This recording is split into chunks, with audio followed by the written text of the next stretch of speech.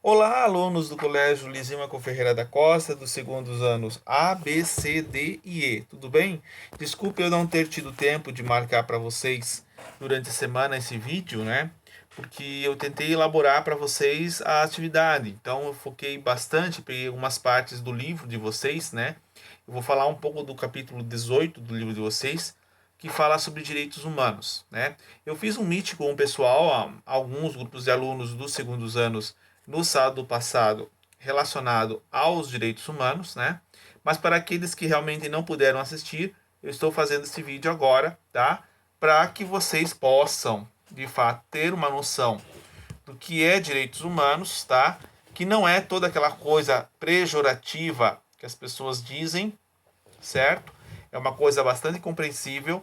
E eu vou mostrar para vocês, né, que o que é passado para vocês é uma forma totalmente distorcida sobre essa questão de direitos humanos. Bom, então, os direitos humanos, ele tem uma declaração universal, tá? Que tem mais ou menos 70 anos, que é essa declaração aqui, ó. Eu vou mostrar para vocês aqui, ó. Aqui, ó. Declaração Universal dos Direitos Humanos. Ela foi criada em 1948 e ela tem 30 artigos, tá? Claro que não dá para ver todos os artigos com vocês, né? Se vocês pesquisarem na internet, vocês vão ver lá quais são os artigos que essa Declaração Universal ela contém, né? Então, foi feita a base de após o nazismo, né? Após as atrocidades da Segunda Guerra Mundial, foi criado esta declaração por uma série de países, né? Tanto do Oriente Médio, quanto do Ocidente, quanto do Oriente, e criaram, né, a Convenção dos chamados direitos humanos, né? Então foi o mundo inteiro, né, a ONU basicamente criou de fato estes direitos humanos, né? Tem até um vídeo do Leandro Carnal que fala que se um extraterrestre viesse para a Terra hoje e pedisse uma Constituição universal, os direitos humanos seria a nossa Constituição, tá? Então eu vou mostrar para vocês, né, o que ela fala, qual é o contexto histórico, né, por que ela foi criada e quais os motivos disso, né? Então, primeiramente, direitos humanos são para todos os seres humanos, tá? O que é um ser humano? São muitos responderam de forma clara. Somos animais racionais, mas a definição pode ser imprecisa, dada que a dificuldade de encontrar características específicas e definitivas que nos distinguem de todos os outros seres. O Aristóteles dizia: o que é o homem? É um animal político para Aristóteles, né? Então ele já havia esse conceito de que o homem era um ser racional. Um animal falante, como também ele dizia. Um animal de duas patas, sem penas, como afirmava com graça Platão. Um animal razoável, como pensavam os estoicos e depois os escoláticos.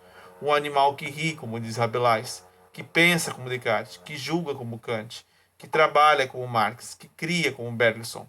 Nenhuma dessas respostas, nem somente delas, parecem somente satisfatórias. Ou seja, cada pensador vai definir de fato quem é o homem, tá? Então, ninguém que pertença ao gênero humano pode ser excluído da noção de humanidade, seja incorrer na soberba de nos considerar superiores, alguns pela inteligência ou riqueza, por pertencimento a uma classe ou religião, considerada melhor, ou então por não termos cometido nenhum crime. Até mesmo o estuprador, o pedófilo, o assassino são humanos. O político é um humano. O homossexual é um humano. O indígena é um humano. O africano é um humano. O negro é um humano. O deficiente é um humano, né? O ser normal branco como eu é um humano. Uma mulher é um humano. Uma criança é um humano. O velho é um humano. Ou seja, todos nós da raça humana temos a contribuição e o amparo dos direitos humanos, seja a vítima, seja o estuprador. Ou seja, o direito humano no Brasil ele é mal aplicado e mal compreendido, tá? Porque ele tem que favorecer tanto a vítima que sofreu o estupro ou o abuso sexual ou a violência, quanto o bandido que comete o tal crime, né? Só que existe dentro do artigo dos direitos humanos, o artigo 5º que fala, e eu vou ler até para vocês isso aqui, tá? Que muitos dizem, ah, não, tem que fazer cassação. Olha o que diz aqui o artigo 5. Ninguém será submetido à tortura nem apenas de tratamentos cruéis, desumanos ou degradentes. Ninguém deve ser torturado. Não se pode ter. Vocês defendem, né? Vocês dizem assim: ah, eu sou contra o aborto. Mas vocês defendem a pena de morte. Então é a mesma coisa. Porque você tem que defender a vida. Né? Então é por esse motivo que a gente tem que pensar. Né? Então ele diz isso. Né? Todo indivíduo não pode ser submetido. Ninguém deve ser mantido a regime de escravidão, servidão ou tráfico de escravos sob pena de ser proibido. Né?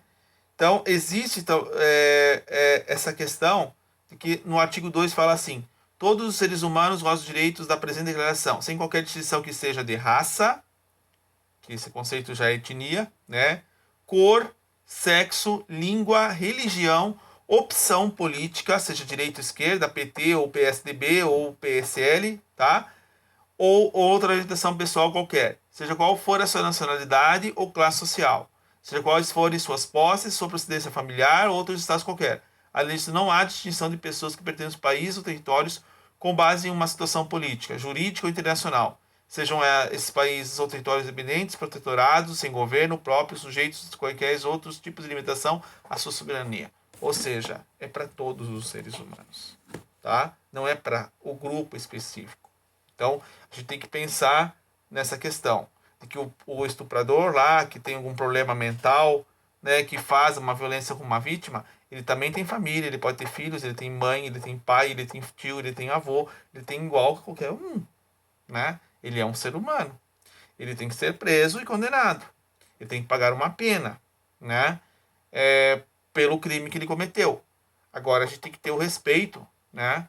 De que essas pessoas são humanas. O que é um sistema prisional? O que é aquilo? Aquilo é um desrespeito aos direitos humanos. Enjaular um monte de gente num cubículo só, né? Cada um deveria ter uma cela específica para poder, digamos, pagar a sua pena. O presidiário precisava trabalhar para pagar a sua pena, né? No Brasil não acontece isso como nos Estados Unidos. Eu acho que se o presidiário pagasse pela pena dele, fazendo algum tipo de trabalho de benefício para a sociedade, aí as coisas do sistema prisional melhoraria, né? Precisa se reestruturar o sistema prisional brasileiro, né? Esse é o problema, não é o problema usar a pena de morte. Isso aí é proibido no Brasil, tá? Então, de fato, a gente tem essa situação, né? E você vê muitos casos aí no jornal de pessoas que não cometeram crime algum e ficam presas durante anos aí, inocentes, e quando voltam, mostram que foram presas de maneira injusta, né? Então imagine se houvesse a pena de morte, as pessoas morreriam por uma inocência, né? Que nem por não ter cometido crime algum, né? Então isso é bastante complicado de se pensar. Ó, o que eu ia falar para vocês aqui? A questão dos direitos humanos, então, ela tem uma série de situações de regras aqui. Por exemplo, a Lei 11.340, de 7 de agosto de 2006, conhecida como Lei da Maria da Penha, criou instrumentos para coibir e punir atos de violência contra a mulher. Mais recentemente, a Lei 13.104, de 9 de março de 2015, inclui o feminicídio no rol de crimes hediondos. Tá? Registramos os seguintes trechos da entrevista concedida à desembargadora Maria Berenice Dias, de 48 e 73, se tornou a primeira mulher a se nomear juíza no Rio Grande do Sul. Entre essas outras coisas, relata que a presença do preconceito contra a mulher nos exames para ingresso de magistratura e no decorrer de seu exercício com relação à causa que julgou e comenta. Sempre foi muito barato bater em uma mulher, diz, lembra nos tempos da pré-Maria da Penha. Esses casos ficam diluídos no juizado especial, ao lado de crimes de pequeno potencial, ofensivos, briga com vizinhos, roubos de bicicleta, virar cesta básica. Ou seja, né, a violência contra a mulher hoje no Brasil é uma coisa muito forte e que precisa ser combatida dentro dessa tradição machista que nós vivenciamos no Brasil, né? Então isso é muito complicado para se realmente efetivar. E nós temos diversas histórias dos direitos humanos, né? Ao longo da história ele foi se desenvolvendo, né? Claro que a formalização do direito humano ele se conquistou no Iluminismo, na Revolução Francesa, onde, né, foi criado a noção de direitos humanos. Apesar de que após a Revolução Francesa, né, nós tivemos muitas mortes com a chamada Revolução do Terror, que foi o caso da guilhotina, né? Mas isso já é um assunto que eu vou comentar com vocês. Por exemplo, lá na antiguidade, né, o surgimento das monarquias, né, lá antigas, lá na antiguidade, a justiça baseava-se na lei do Dalião, que era olho por olho, dente por dente. Ou seja, o culpado por um crime deveria ser condenado à pena equivalente ao dano que causou. Cortar a mão de quem rouba, matar quem matou, castrar quem estupra. Disse essa lei, significa o avanço que hoje parece estranho, mas representou a tendência de interromper vinganças desproporcionais entre famílias que sucessivas vítimas. Atualmente seria um procedimento justificável. Naquela época, se você matava um indivíduo antes dessa lei, a família desse indivíduo poderia matar toda a sua família, né? Com essa lei, você proibiu de pagar com a mesma pena, né? Se mata um, mata outro, não mata todos. Então, foi uma lei para criar basicamente isso. E essa lei de que tem que cortar, né, o negócio do estuprador, tem que cortar não sei o que, tem que cortar a mão quem rouba. Isso é uma coisa muito antiga, gente.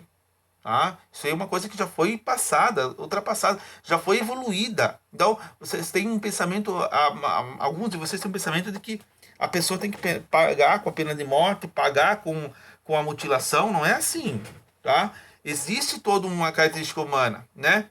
Então, existe um processo humano dentro desse contexto que tem que ser valorizado, né? Porque ninguém vai querer sofrer isso, certo? Tá? Eu sei que vocês ficam falando de que eu falo muito em questões religiosas, mas dentro da Escritura Sagrada diz: se te bate com uma face, dele a outra. Né? Isso está no Novo Testamento, que contraria basicamente a lei do Dalião, do olho por olho, dente por dente. Né? Então, as pessoas esquecem, né? Porque a maioria que eu sei que são cristãs. Então, entende-se que a ideia é do perdoar. Né? É meio complicado? É complicado, né? Você perdoar um bandido. Mas é uma questão evolução.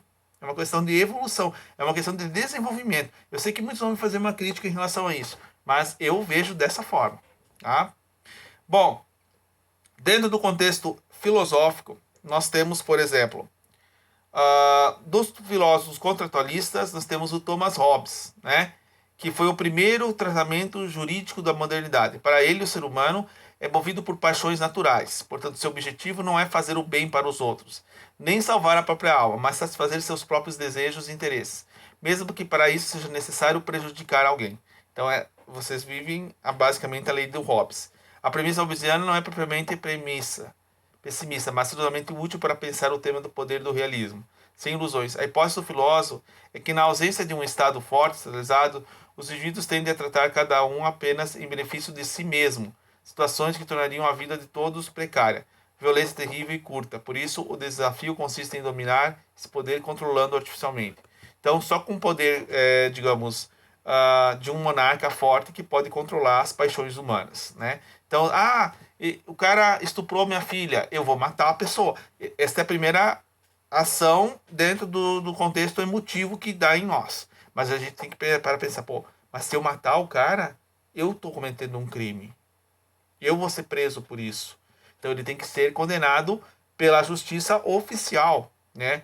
Por uma justiça positiva legal, né? E se for condenado legalmente pela justiça, aí ele vai pagar pela pena que ele cometeu, né? Sem ninguém ser. Claro que a gente vai acabar sofrendo pela família, claro.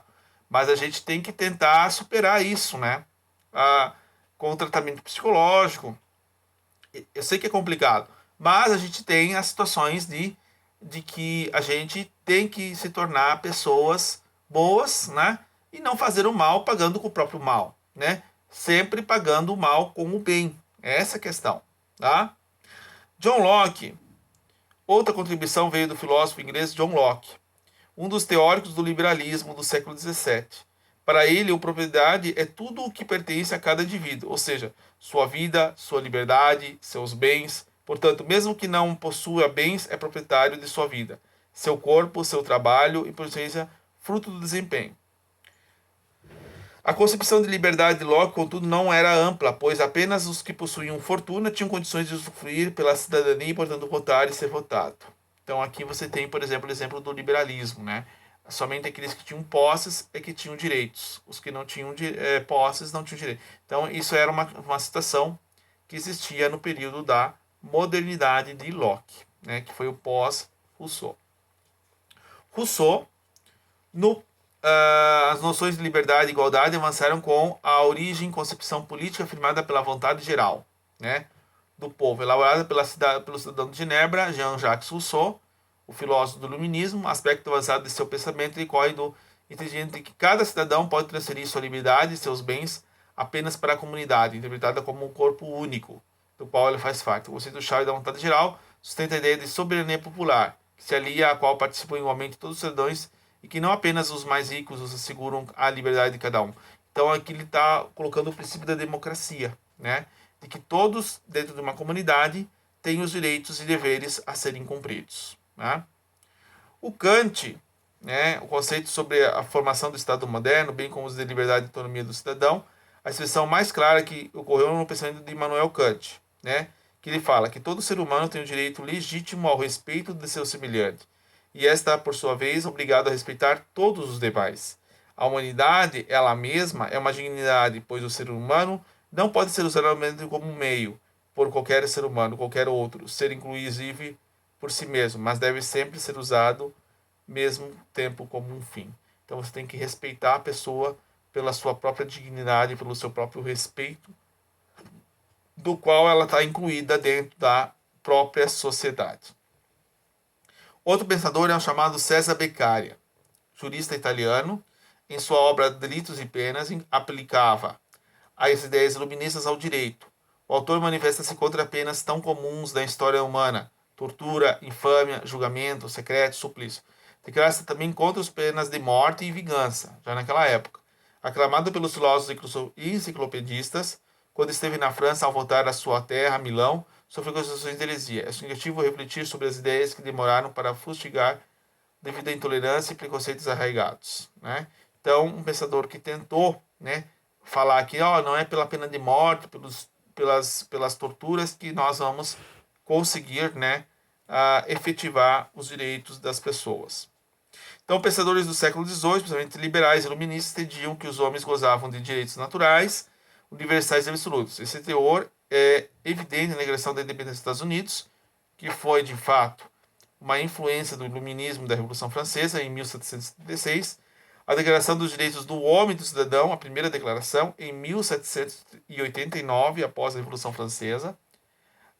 Essa declaração de inúmeros outros discursos e documentos marcavam a ascensão definitiva da burguesia. Né? E no Brasil nós tivemos também movimentos de independência, que antes da independência do Dom Pedro II, Dom Pedro I, nós tivemos a Inconfidência Mineira por Tiradentes, que também tentou propor uma liberdade e direitos para os cidadãos aqui no Brasil. Né? Todos os cidadãos, mesmo sentido de nobreza, podem reivindicar a participação de um dos poderes, que salvo aquele que integrasse um deles ficaria impedido de participar dos outros. Desse modo, diz a proposta de divisão de poderes constituídas por Montesquieu, na primeira metade do século XVIII. Montesquieu é um dos pensadores que dizia que o poder tinha que ser dividido em executivo, legislativo e judiciário. Eu vou explicar mais para frente sobre os filósofos contratualistas para vocês, tá? Além da Constituição, alguns países promulgavam o Código de Direitos. Hierarquicamente estavam submetidos ao primeiro documento, a Constituição ou a Carta Magna. Na França, o Código Civil de 1804, também conhecido como Código de Napoleão, representou uma novidade jurídica significativa. A esse código, ao avisar um caso, os juízes invocam um costume e valores morais da época. Dispostos legais de códigos antigos e obsoletos, do Código Justiniano, do século VI d.C., exigiu ser as normas do direito natural. Por consequência, o direito vigente tornou-se confuso, uma vez que o juiz não tinha elementos que fundamentassem a decisão. Com a promulgação do Código de Napoleão, o juiz deveria julgar sempre com base na lei registrada em documento, né? E não numa tradição ou num costume que existia na época. Então você vai se basear na lei legal para julgar a tal pessoa, né?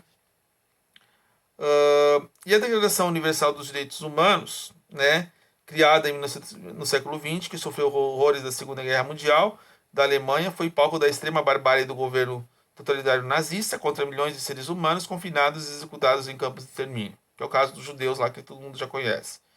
Logo após a atrocidade de 48, na recém-criada Assembleia Geral de Organização da ONU, os Estados-membros assinaram a Declaração Universal dos Direitos Humanos. Esse documento representou um verdadeiro marco. Embora as decisões da ONU tenham a mesma força e as mesmas normas jurídicas instituídas internamente em cada país, as nações participantes da Assembleia afirmaram um consenso, inspiraram outros tratados de direitos humanos. Sua novidade consistiu em expressar pela primeira vez a proteção dos direitos humanos e documentos de alcance internacional. Pena que nem todos os países hoje, né, alguns ainda não respeitam mais os direitos humanos. Né? Uma coisa que foi criada lá atrás, um consenso mundial, hoje não é valorizada em muitos países. Né? Então, os direitos humanos ele tem três, digamos, formações. A primeira geração dos direitos humanos ocorreu na época da Revolução Francesa, com as novas ideias de liberdade, autonomia individual, lentamente gestada no século XVII. No século seguinte, as ideias iluministas ampliaram reivindicações com base na autonomia do sujeito e na garantia de sua dignidade. Foram conquistadas e examinadas no século XVIII. Tá? Isso então foi a Revolução Burguesa do Iluminismo na primeira geração. A segunda geração dos direitos teve, no século XIX, período que a Europa fervilhava ideias anarquistas, comunistas e socialistas. Elas criticavam os ideais liberais e enunciavam enganosas alegações de que o povo teria participação política. A questão que tomava corpo, portanto, era o confronto de liberdade e igualdade. A luta que adotaram no século XX exigiam que o Estado assegurasse a todo e qualquer cidadão direitos econômicos, sociais, culturais, entre eles o acesso gratuito à qualidade de educação, à saúde, além de fomentar o desenvolvimento cultural e artístico. Vários direitos sociais foram incorporados nos documentos. Por exemplo, limitação da jornada de trabalho, garantias contra o desemprego, proteção da maternidade, estabelecimento de idade mínima para o trabalho, indústrias e noturnos. Já a terceira geração, né, conta a socióloga Maria Vitória Benevides Soares, refere-se a esses direitos coletivos à defesa da ecologia, à paz, ao desenvolvimento, à autodeterminação dos povos, a partilha, o patrimônio científico, a cultura tecnológica, tá? Direitos sem fronteiras, ditos solidários planetários, testes nucleares, devastação florestal, poluição, indústrias de contaminação de fontes de água potável, além de controle exclusivo de patentes de remédio, ameaças às nações ricas e povos que movimentam fluxos migratórios por movimentos políticos e econômicos, por exemplo, independência de que ocorrem, constituem ameaças de direitos atuais e gerações futuras.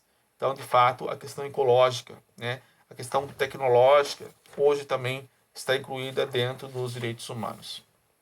Com a recuperação da ordem democrática, situações a favor dos direitos humanos e civis expandiram exigindo soluções jurídicas para a violência de vários tipos, não só para aquelas praticadas pela polícia, mas também para os que ocorreram em outros setores da sociedade civil, como relacionadas a racismo, trabalho infantil, escravo, educação, saúde, meio ambiente, presos políticos, desigualdade de gênero, entre outros. Hoje, quando alguém expressa em rede social, blog ou jornal, alguma opinião contrária ao governo, quando uma pessoa sem recursos exige da prefeitura, de sua cidade, os remédios necessários para o tratamento de doenças, quando alguém escolhe livremente a profissão que exerce, a cidade onde mora, a religião que professa, a escola que frequenta, ou acusa uma fábrica de poluir rios, esses alguém, em todos os casos, age de acordo com os direitos humanos do qual reivindica. Tá?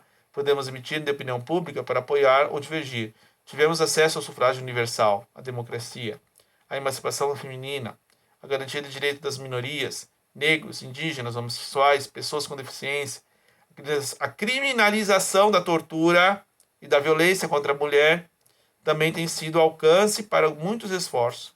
Todos esses são exemplos de um longo percurso na construção de uma justiça social. Então, tudo isso levou anos e séculos para realmente se constituir. Então, quando a gente pensa em situações de tortura, a gente está pensando em coisa antiga. A gente não está pensando em coisa de inovar, de evoluir, de melhorar a vida da sociedade. No entanto, há muito, muito mesmo a ser conquistado. Alguns temas, como a criminalização da homofobia, que ainda é muito forte, o preconceito, o tabu com relação a homossexuais, né? Ainda existe persistência lutas para que encontrem amparo jurídico, né? Está se criando uma jurisdição contra esses crimes hoje já no Supremo Tribunal. Homofobia já é crime, né? O principal empecilho é quase sempre a incapacidade de superar tais preconceitos. Então as pessoas têm preconceitos quando falam em direitos humanos porque pensa que é uma questão de esquerda. Não é uma questão de esquerda, porque os direitos humanos foi criado por um movimento de direita, tá? O conceito de esquerda foi só efetivado depois. E o que se exige hoje, né, a esquerda mais que reivindica os direitos humanos do que a própria direita. A direita está muito extrema, né? Ela está indo para um extremismo quase em ideias de Hitler já, né? Então a gente tem que pensar basicamente em questões que favoreçam a população, o social, o todo, né? Então vocês vão ter eleições agora para prefeito. Então pensem naqueles prefeitos que pensam não só na questão da infraestrutura, na questão da economia, mas que pensam também no social. Porque isso aí também faz parte dentro de um contexto histórico e político. Tá? Então a gente tem que, né, avançar. Você não vai avançar a uma sociedade, uma civilização, só pensando na infraestrutura e na economia. Você tem que pensar também na questão social. Tá? Então eu fico por aqui. Acho que deixei bem claro, né, de fato, o que é direitos humanos, né? Se eu tiverem alguma dúvida, pesquisem mais. Tem o capítulo 18 aí dos direitos humanos no livro de vocês, que eu tirei algumas partes para dentro da atividade, tá? E pesquisem que tem bastante vídeo, coisa na internet que possa contribuir para a compreensão de vocês com relação a esta aula. Eu agradeço desde já, porque já estamos com 26 minutos e 8 de aula, né? Se eu posso passar de 30 já não cabe o vídeo, então eu peço que vocês, né, façam essas atividades, continuem fazendo as atividades da sede, continuem fazendo as provas de recuperação atrasada. Quem não fez, tá? Porque semana que vem eu vou passar um pente fino para corrigir novamente, tá? Tentar resgatar vocês. Então essa aula fica para essa semana passada que passou e essa de agora, tá? Que daí na outra eu vou fazer um meet com vocês para nós começarmos o conteúdo novo, falar sobre política grega, né, de Platão e Aristóteles e propor um trabalho de recuperação para vocês também, porque já estamos finalizando o ano, tá bom? Um grande abraço e bom semana para vocês.